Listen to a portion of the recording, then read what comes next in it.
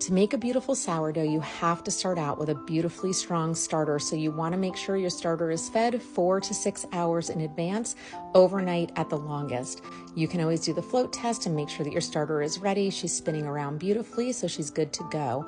We're going to mix her up here and then go ahead and add our honey. Honey is a rising agent, gives a little sweetness, and I use it every single time. Then I go ahead and add bread flour, and we're gonna have to get our hands in here, and we're gonna wanna mix everything together for probably about 3 minutes, and then we're gonna cover and set aside for 2 hours.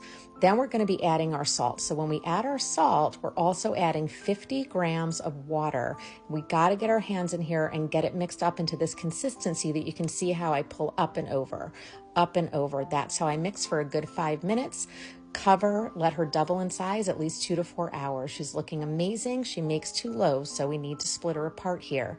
Get her pushed out into a nice rectangular shape. Get your folds going on just like this. This is how you're going to do your first shaping.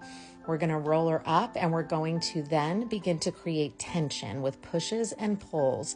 So you're pushing, turning, tucking, pulling, all at the same time. Pushing, turning, tucking, and pulling. I'm pretty addicted to this part, so I do it like 10 or 15 times. And then I let them sit for about 20 minutes.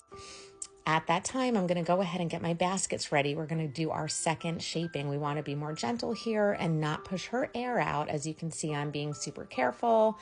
I just want to get a nice, beautiful rise on these loaves, and this is how. So you're going to roll her up super gently. And then again, we're going to create our tension with our push, pull, tuck, and turn. Push, tuck, turn, pull.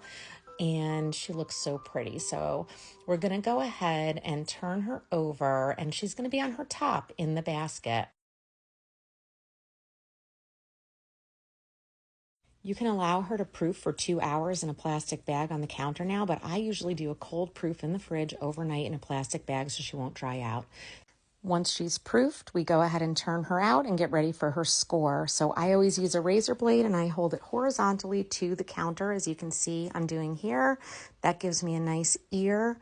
And then I put her into a preheated Dutch oven. It's important that it's preheated before you put her in. After her last few minutes in the oven, this is how she comes out. She is so soft on the outside, chewy. She's amazing every single time. I hope you do this.